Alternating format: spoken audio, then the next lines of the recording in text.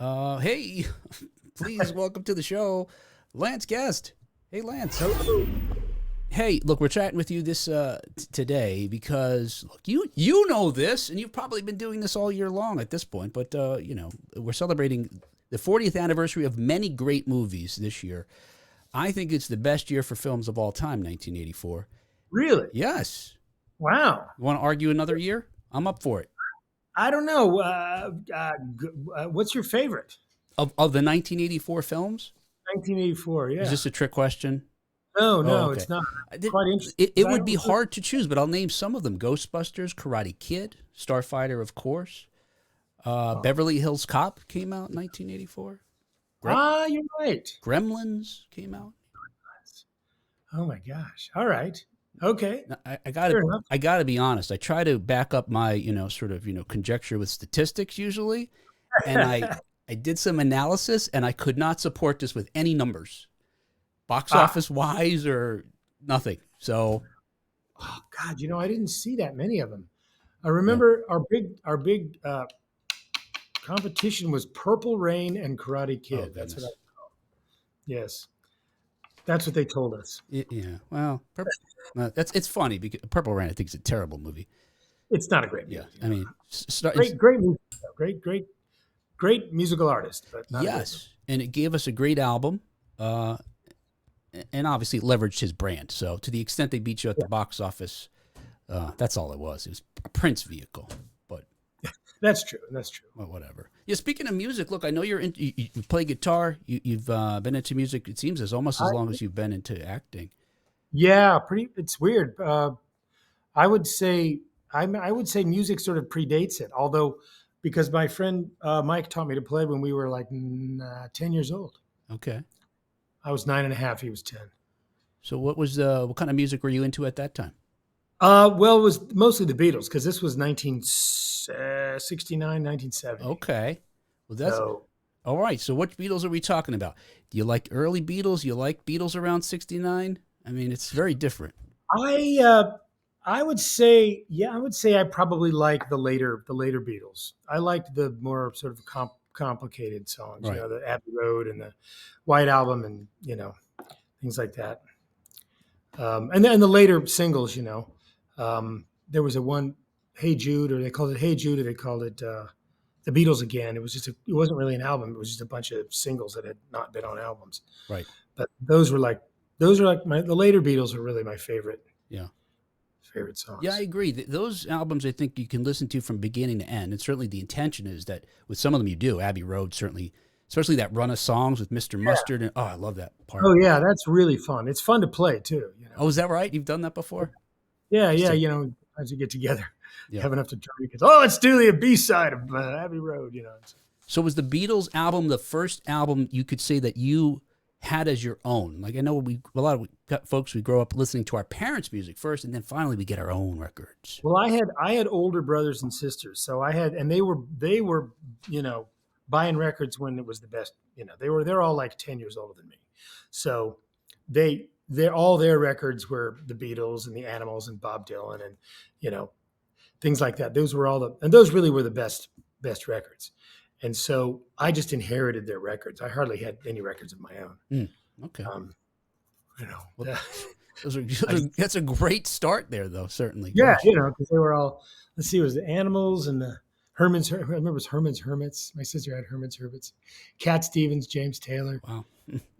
all that stuff. Yeah, a lot of the singer-songwriter. Oh, Johnny Cash at San Quentin. That was my actual first album. My first record that was ever mine was Johnny Cash at San Quentin. My brother got it for me when I was 9. Okay, so is it a coincidence that you played? It's probably no coincidence, and you play Johnny Cash years later in the Million Dollar Quartet. It's a, I guess it is a coincidence, but truthfully, I had been listening to that song, Boy Named Sue. I'd been listening to that for, I guess, I don't know, 40 years at that point. Yeah. Wow. So, that was a fun sort of way to go. And it was very easy to do because I don't sound like it now, but I was able to do it, pretty easily. Sure. And now I sound like he did, at the end of life. Yeah, now you could do a cover of Nine Inch Nails, and it'll be a Now I huge can hit. do, yeah. I hurt myself today. That's my best Johnny Cash. There Nine you Inch go. Nails. That's not bad. That's pretty good. So, look, you pursue movies. I know you study theater, as most folks do that get into acting ultimately. Do you choose to pursue films instead of theater because there's a career path that you, with a slight, maybe a tiny more better chance you'll eat, or certainly on the West Coast, Yeah, I know it's plays are, there are people that make livings. There are people that make a living doing plays, and I envy them. I was never able, other than Million Dollar Quartet, I was never able to, exclusively do theater. So it's more of a fun fun thing to do. It's more of an enjoyable thing to do. Um, but there's not a, unless you're, like I said, when I was doing a Broadway play, yeah, you make good money, but yeah, other than that, it's sure. kind of, you know. And on the West Coast where you're from, I imagine the opportunities were scarcer even at that time. Yeah, that's true. That's true. I enjoy it. Once in a while, there's a good one. Once in a while, there's something that will run forever. There's a hit. There's something everybody's got to see 50 times. That's the play you want to be in. If you want to make money. But I've done a lot of plays. Yeah, sure. um, but I just think yeah, film jobs are, they do pay decently. So Yeah. Were you they're otherwise, we talked about your music influences. Were you otherwise a film buff growing up or as a young person? I wasn't really, I wouldn't say a film buff because I've known film buffs. I went to school with a lot of like super duper film nerds, and I just got nothing on them. I liked them, but I wasn't. I was a kid. I was when I started studying acting. When I went to see movies, all I did was look at the acting and look at Mm. what they're doing. I didn't really pay attention to what the movie was about or the themes of the movie. I just was constantly looking at the acting. I wonder, Um, I wonder if that makes it less intimidating for you when you start pursuing it as a career, that it didn't have this sort of magical power over you, maybe as being larger than life, like it is for so many people. yeah, you know what? I think I kind of made it a little. I didn't instinctively think it was that big of a deal, but I think I had to say, look, you never even thought you were going to do this. Like I didn't really know anybody that had done it. I didn't grow up Mm. in LA or anything like that, so I didn't really know. I think my cousin was a theater major in like 1967 at UCLA, and he he went and got some jobs when he was a young man for a while, but that wasn't as much. He continued to do it, but he had a break in between. But that didn't seem like. I mean, he had some things that he did, and I was under 10 years old when I saw them. Mm. I was about 10 or 11 years old when he stopped doing it for a while, and then he started doing it again. But there was no. I didn't grow up in the business. There was no. I didn't know anybody, so I was kind of the first person I knew that did it. You may be the only non-nepo baby in Hollywood, then. The only one, as they I say. know it was funny. My last name. I have the same last name as a famous comedian, which I'm sure you're aware of. A Sure. terrific actor and great filmmaker. Hmm. And everybody thought we were related. I'm like, no, no. Like, will it get me a job? Yes. Yeah, I think some people did think that was true, but no, I wasn't. But I really, really respect him a lot. I think he's terrific. Oh yeah, sure. We love all those films.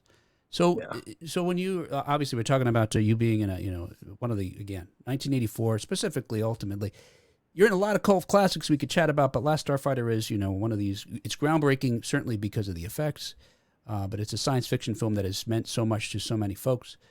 Uh, Wow. were you a fan? Did you say wow? As if you're just learning this? Wow. That's so humble of you. Well, it's yeah, it's a nice thing to say. I'm glad. I'm glad it's affecting as that's what we try to do. We Yeah, try to affect people. yeah. So I'm thinking about you say you're obviously you acted in theater. You still to this certainly in your throughout your career you continue to go back to theater. We're talking about a science fiction film that you were in that's groundbreaking. Can you explain what this is? Oh yeah, that's a that was this really really fun play that we did called Special. Mm. And Special was I don't know if you are a real science fiction fan, you Oh must yeah. know about Star Wars Holiday Special. Oh goodness, of course. And I did not know about it. Oh no, you only learned about it when you were doing to do Yeah, special? No yeah. kidding. Hmm. No idea what it was. And I watched it, and I watched somebody's in the background. I watched it, and I was like, oh my god, what is this? Like everybody does. Oh. I went through it, and I couldn't believe it, but I didn't really watch it in its entirety. I was like, skip, skip, skip. Yeah, it would be It's tough to unwatchable. watch it beginning to It end at first. really is unwatchable. I mean, it's Yeah. I don't think I've ever seen the whole thing all the way through. Um, and this friend of mine had written this book. I mean, written the script, and it was a great like sketch comedy type, fast moving, only 6 characters, and we played all these different parts, and it was like just a really, and it was about the people that made it. It Mm. was about the people that made the Star Wars Holiday Special. It's called Special, and it was so much fun, and I got to play Charles Lippincott and Harrison Ford and Pat Proft and one of the Wookiees and a number of other. There's I think there's probably must have been like 30 characters in it, Yeah. and there were Oh 6 wow. actors. This were like, and it was like changing wigs and hats, like often mid scene. Like this one guy would do a scene with himself, you know, Mm. and it was really funny, and just exploring how weird that really was, and it really was well written, and it was tons of fun. Wow. Hey, I would love to have seen that. Yeah. Yeah, it was really fun. If I recall, George Lucas gave them permission to make it, was not involved in the production of it, and then once he saw it, he said, "We need to destroy every copy Oh of yeah, this." oh yeah. It was just too bad Yeah. because he didn't know really what he was getting into, Yeah. and there was nobody at the helm. And there's been a great movie. This guy Steve Kozak did Right. this great. Andrew Osborne, by the way, is the name of the playwright. Very, very talented playwright. Steve Kozak did this documentary called "A Disturbance in the Force," Right. and it's really good as well. It'll really tell you how nobody. It just everybody was kind of like, "Oh, aren't you in charge? Oh, wait, you're in charge. Wait, maybe Yeah. you're." Mm. So it's sort of like they just everybody kind of chipped in and everything, but really nobody was in charge. Yeah. And it's just a phenomenal piece of entertainment in a very random way. It's almost like like a poem where you take all the pieces of paper and you throw them up in the air. And Yeah. anyway, Right. it's like that's kind of like what it is. Yes. And Chaos. I imagine Special was far better than the actual Special that Oh we. yeah, it was really fun. Yeah. I mean, like I said, it was really fast moving and really. I mean, the jokes were funny. I mean, it was great. So you're more of a fan of a comedy maybe than sci-fi? I was more, yeah, absolutely. It took me a while. I feel kind of sort of blessed or ground flourish in the fact that there weren't a lot of comedy sci-fi movies. Mm-hmm. Comedy sci-fi was kind of a brand new uh, genre, really, Right. and it became science fiction was pretty serious as I recall. We saw the Andromeda Strain and Planet of the Apes in 2001, and these were all movies that were serious movies. Right. And the concept and comedy, Star Wars has some funny bits in it, but you wouldn't call it a comedy. Last Starfighter was pretty much of a comedy, like Bill and Ted as a comedy, and Mm-hmm. all these movies that came out around the same time, they were all this weird hybrid. So what is it? Earth Girls Are Easy? Isn't that a Right. Yeah. Yeah. you know, Julie Brown did it. Yeah. just the concept of like, well, what if it was a comedy? And I don't know. I thought it was kind of a fairly new subgenre for that time period. It was definitely didn't really happen much in before the early '80s. No, yeah, I agree entirely. In fact, you mentioned that and talking about even your work on Special. I don't know if you heard that, Mel Brooks' Spaceballs is getting a sequel. And Really? yeah, actor Josh Gad has co-written it with some other folks. And on our show, we're questioning whether or not a parody could succeed today, because we don't seem to have those common references as we did back in the 80s where there's water cooler movies and water cooler TV shows. Yeah. Well, I mean, I think most people know most people. You're saying a parody of Star Wars or a parody of the later Star Yeah, I Wars? don't know. We don't know, but yeah, I guess they could be parodying the most recent films that we've gotten from Disney, Lucasfilm. Yeah, I don't know. I mean, it's Mel Brooks. yeah, He's in a class right. by himself. He's in a class by himself. So uh, whatever he chooses to parody, it's always Yeah, yes, right, yes. So, speaking of Starfighter and deciding to be in the movie, I have a question from we put up on Facebook whether folks had questions for you, and Mark Beer asks if you had connections to Nick Castle prior to Last Starfighter from your work in Halloween 2. well. That's an interesting question because at the time I did not. I was not aware of it, but I found out later that much later, like 20 years after the fact, that Nick had seen me because he and John Carpenter are friends, and Right, he was John Carpenter was doing some editing in Halloween 2, and Nick was like, "Wait, who's that guy?" And he just I was in a little moviola running down the hallway as I right, do, um, and he just asked him about me, and he said, "Yeah, I have this project that I'm interested in. That kind of guy." I had no idea this took place. Mm, Nothing. Nick didn't even tell me this, and so uh, I just showed up, and I was called in to audition, and I auditioned, and then I came back a few months later and auditioned again. There was a long period of time between the first audition and the second audition, and I think that was because he might have known about me before and wanted to see me early right, because I had sort of forgotten about it after the first audition because I didn't hear after 2 or 3 weeks, and I right. was like, okay. It was like months later, and then I got the job. So that always confused me, and then I realized, oh yeah, Nick already knew about. He already knew about it. He just didn't say, "Hey, I saw you in Halloween 2." Right.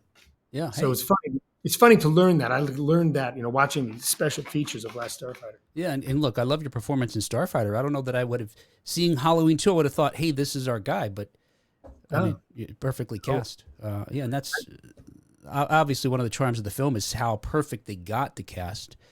Between Oh, you and Catherine Mary Stewart, obviously Robert Preston, who essentially plays Harold Hill, and Norman Snow, Dan O'Hurley. Uh, I'm curious, working with Dan O'Hurley, who's was an accomplished actor by then, and did some films since. And are you working? Are you first rehearsing with him out of the makeup, and then when he gets the makeup on, he becomes a different person? no. I mean, first of all, there wasn't that much rehearsal, Okay, so we would kind of camera block it and kind of we would. But he always had the face on, so I rarely saw him with the face off mm, or the mask. Rather, he right, always had the the mask. Grig He wanted, mask, right? and um, so I didn't really know what he looked like. I mean, I Oh, did. Ultimately, yeah, I did, but I saw him probably 95% of the time. His face was behind a mask because he would come in earlier than me, right. and I didn't really meet him before we we started shooting. But he's really a swell guy, really fun old British actor, and he had a bunch of stories, and it was he was a cool guy. I liked him. Yeah, he disappears in the role. I mean, Yeah, seeing him in any other film, it's hard to believe that's the same, actor. I think. Uh, that's good. That's good. and thinking about these, obviously Robert Preston, who's been again another just accomplished actor. It was one of the a film that was his last theatrical Yep. performance. Um, is as a young actor, are there lessons bestowed upon you by these older gentlemen that Well, resonate? I was so consumed with, you know, when you're the lead in a film and it's just really, and you're like in every scene and you feel like everything depends on you, you don't kind of, there was no room in my brain to really think about anything else Mm, other than how is this going to connect to this and how is this going to connect with this and how is it, I spent all my time just making sure that wow. the thoughts lined up and things made sense. And the great thing that the filmmakers did for me is they shot it. I mean, it was basically the script that I had. They didn't like change the script at the last minute, which is what Right. everybody else does. Mm. This was the same script. This script was nailed down for a long time. I had that script for, 3 or 4 weeks, and that was the script we shot. Mm. And that's very, very unusual. There wasn't like, oh my God, the studio says we have to change, this line and this and boom, boom, boom, and da, da, da, da. We did reshoots, but that was a different thing. Right. That's just like, hey, we have a new scene. Here it is. Got it? Okay, go. But as far as you go through the script and you really sort of you can depend on, yeah, this scene's going to happen here and that scene's Mm. going to happen here and this leads to this, leads to this. That's all I cared about. Like to me, that was my craft, is how to connect all the stuff together and make sure there's like a through line. And so whenever they would change it, it would freak me out because it's like, wait, that's like a broken thing. You can't put Mm-hmm. this here. Doesn't matter. The editor's just like, whatever, we'll fix it. We'll find a cut that works. Yeah, Yeah. as a person seeing the films, we never even think about that. That you're, not only are folks worried about continuity as far as setting and scenes and props, but you have to emotionally have a continuity too. That's of course. Because you're following one person, and it doesn't make sense for it's like, hey, I just sort of felt like doing this today, and then yesterday I was like all amped up. Yeah, You have to really remember the energy of the previous scene, right. and then assume that the previous scene is actually going to be in that same place when they cut the film together. Right. Doesn't always happen. Right. Yeah, I did track down the elusive, some say, Jonathan Betchell, and we chatted a couple of weeks ago. Oh yes. And he told me, with regard to the script, he said how much of a role Nick Castle, the director, played in actually, shaping it into what it became, the version that you had, helping flesh out the arcs for the characters and that sort of thing. I believe it. Yeah. I believe it. I mean, it's interesting. Nick's Castle's journey is interesting, I think, in its own sort of, to see how he, did what he became. Yeah, well. he's such a great guy. He's such a great guy. I see him I see him probably once or twice a year. Now, you mentioned some reshoots. We know that some of the reshoots were because folks loved Beta, the Beta unit. We want more Beta unit. Yeah, more Beta. Yeah, I guess they. It was so funny to. I didn't know. I had no idea they did reshoots. I mean, I did a reshoot once because, well, it was a movie that I made right after Last Starfighter. We did shoots. It was we had to reshoot a lot of the original film because there was a change in the direction of the movie, and so we did reshot like an entire week. So I guess I did know what they were,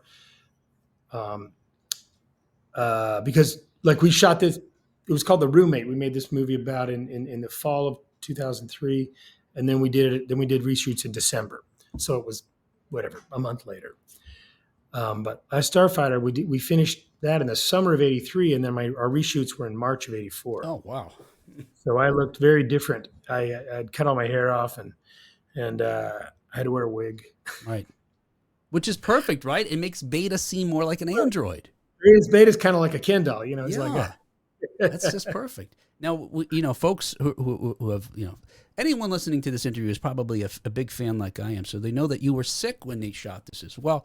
So you were heavily made up. How did having the flu affect your performance for Beta? I mean, because it worked, whatever it was. To tell you the truth, there was only one scene where I was really sick, and all I had to do was say a couple of lines and then laugh like an idiot. Right.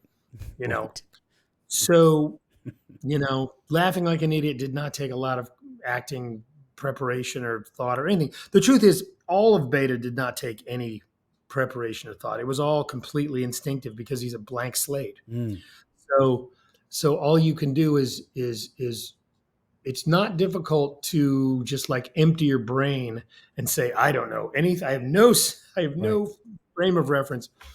And that's what he is. He's a blank slate. So that's kind of, all you have to do is just be in the moment all the time. And you're a blank slate, Yeah. Very childlike in that way. Yeah. Yeah. It's just kind of like nothing. You just don't understand anything that's going on. And there's no direction. There's no objective. There's no through line. There's no anything really other than what is going on here, Mm-hmm. So yeah, it was really quite fun. When I look, it comes through. I mean, folks wanted more of it. I wanted more of it. When I talked to John Betchel a couple of weeks ago, not only did he confirm that he's through all the sequel rights or all the issues with the rights now, he said so many times, as I'm sure you know, he thought they had it figured out. He's confident this time they have it figured out. He did mention to me that in the potential sequel, the beta units have now unionized. So you're going to have to contend with that. There's a lot more betas than they've unionized. So that's an issue. Well, it's a great device. I have to say. It's very tempting as a writer to like go, oh, just make them a beta. Yeah. And I don't know if he meant there's a thousands of Alex betas, but that would be cool. See, but so have you heard from John? I know years ago when we talked, a couple of years ago we talked. We thought there might be a sequel sooner than there is now, and at the time you and Catherine were interested certainly in the talk of you being in it. He doesn't want to do it without you, I don't think. Sure, but it's not my call. Yeah. I just hope that they make it happen and want to do it, and that would be fun. But you can't count on things, so you just got to let it go and see if they're going to be able to do it. Yeah, according to John, it sounds like he wants to get the whole band back together. Nick and you and Catherine. That's great. That would be great. Yeah, that would be great. I'm happy about that, but again, it's one of those things you just kind of let happen if it's going to happen, because to sit there and be like, okay, when's this going to happen? Yes, right. It doesn't help. So, look, I know we're a little bit over already on our 25 minutes. So, if I could ask you a couple fan questions, and sure, absolutely, please do. So, speaking about beta units, Troy Schnack asks 2 questions: are you a beta unit? I guess that maybe, maybe. Look, that would be that would be a very contemporary show, right, or movie, where it turns out that the beta unit took over. Yeah. Yes. And now Maggie and your children have to rescue the real Alex. Oh, I got to call John again. Oh, yes. No, I don't know about any of this. I do know that I feel like Loki is kind of stealing my thunder here. Loki from the Marvel movies. Right. He's kind of like a baby in it, Yeah. Got his shifting. And Troy also asks, I guess, on a more serious level, do you realize how much you impacted our lives by playing this character? No, I did not. How? Yeah, right. I mean, all I can say is it was a genius idea on John's part, because playing a video game is just about playing the video game. Most of the time, playing the video game is a fantasy of like, oh wow, what if it was the real thing? Right. It sort of creeps into you like the younger you are. But once you get to be a certain age, it's just like, yeah, I just want to play the game and see how it is. It's just a game. And just to really tap into the idea that, what if this was real? What if this is an actual thing? And I realized, didn't they have that movie about the guys that were race car drivers, and they were and they learned on a simulation, and then all of a sudden they hadn't really driven a car, whatever. Yeah, right. It sort of reminded me a little bit of Last Starfighter, like what some people might have fantasized about, or because it's a great idea, and it really plays into human, like basic human nature, to the degree that a lot of things didn't have a chance to. I was surprised nobody had done it before. Right. Yeah. Yeah. And I said to John, it's amazing that the studio took a chance on something that other folks wrote off as a fad, arcade games specifically, that they let that be a plot device, Yeah. But you're right. And now I'm thinking we could trace the legacy of so many of our experience with video games today, which the intent is to place you, as the person in this video game and have you feel like it's really happening. Is, we'll say it started with Last Starfighter, because I think that's all right. And now one last question here from a fan here. David Markham asks, how did your part in the film impact your life and career? Well, other than the current, what we're doing right now, right? 40 years later. Yeah. Yeah. I did not think people would be still interested in this movie 40 years later. I mean, there was a lot of movies made back then, and Hmm. a lot of them are not necessarily remembered into this degree. So I'm very surprised and pleased by that. I have to say, how did it affect my life? It, I got the feeling for what it would be like to be a lead in a film. um, it didn't really lead to anything because it didn't really make any, it didn't really make a big splash commercially. So Right. nobody was like, I want that guy because he's, his movie's going to make money. Right. I didn't really get that. So it it just it kind of was its own isolated Mm. thing, even though a lot of people know about it. But right after the movie was released, there was a good 10 years where there was only there was a small age group of people that had seen it, Mm. but it wasn't that widely known. I never had grown-ups come up to me and know what it was. But there were high school kids all over the place that Sure. did, Hmm. but they didn't really see the movie when it came out. They saw it when it was played. They saw it on VHS and they saw it on cable, and so it just continued to have a life. Um, so it was a sort of a delayed reaction of as far as people that knew about it and people that recognized me and people that sort of uh, in the entertainment industry, I felt like nobody saw it. Like Mm. nobody that was making movies saw it. The guys that are making movies now, they saw it when Right. they were 10. Hmm. Right. you know, but a lot of the it wasn't like the movie to see if you're a filmmaker. You know what I Mm. mean? Yeah, I see what It's you mean. It's not a it was film kind school of movie. yeah, it wasn't. I mean, it was eventually because of all the the Well, CGI and well, stuff and all sure, the but yeah. sort of the history connected to it, but it didn't. It wasn't any kind of a smash. It was out for 3 weeks in where I was living at the time, and then it was like, okay, well, next, what's next? And so I there wasn't somebody who said, oh, you did Last Starfighter, you must be good in this. Mm. So yeah, I mean, there were a few things I chose not to do, and one thing I did choose to do didn't get made. I chose to do this film about it was like a sort of a documentary style, like super realistic movie about bluegrass musicians in Appalachia, Wow. Mm. and it was a subject that I was really interested in, and we were all set to go, and then it fell apart. The financing fell apart, so they sent everybody home. Um, so yeah, then that was it.